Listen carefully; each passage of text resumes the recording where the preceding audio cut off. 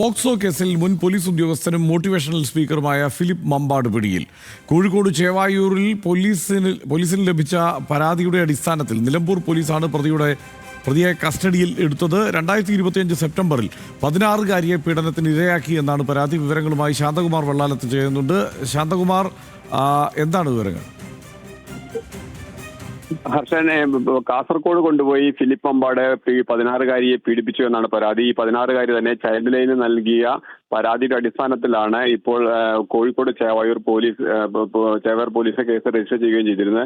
തുടർന്നാണ് ഇന്ന് രാവിലെ ഈ ഫിലിപ്പ് മമ്പാടുള്ള അയാളുടെ വീട്ടിൽ നിന്നും നിലമ്പൂർ പോലീസ് കസ്റ്റഡി എടുക്കുകയും ഇപ്പോൾ നിലമ്പൂർ പോലീസ് സ്റ്റേഷനിൽ എത്തിച്ച് വൈദ്യപരിശോധന നടത്തി ആശുപത്രിയിലേക്ക് മാറ്റുകയും ചെയ്തിരിക്കുകയാണ്. എന്തായാലും ഉടൻ തന്നെ ഈ ഫിലിപ്പ് മമ്പാടിനെ കോഴിക്കോട് പോലീസിനെ കൈമാറാനാണ് ഇപ്പോൾ തീരുമാനിച്ചിരിക്കുന്നത്.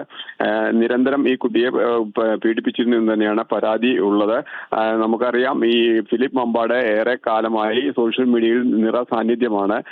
മോട്ടിവേഷൻ സ്പീക്കും മറ്റും നിരവധി പരിപാടികൾ നടത്തുന്ന ആളാണ്. ഒപ്പം തന്നെ വിദ്യാലയങ്ങളിൽ പോയി ലഹരിക്കെതിരെയും വിദ്യാർത്ഥികളെ ബോധവൽക്കരണം നടത്തുക ഉൾപ്പെടെയുള്ള പരിപാടികൾ നടത്തുകയും കുടുംബ പശ്ചാത്തലം മികവുറ്റതാക്കുന്നതിനുള്ള ഓരോ അത്തരം രീതികളായിരുന്നു അദ്ദേഹത്തിന്റെ ഈ സോഷ്യൽ മീഡിയയിൽ സജീവമായി ഉണ്ടായിരുന്നത്.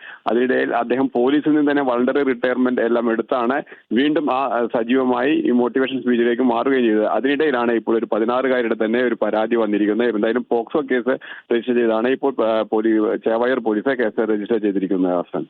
റൈറ്റ്, ശാന്തകുമാർ വെള്ളാലത്താണ് വിവരങ്ങൾ നൽകിയത്.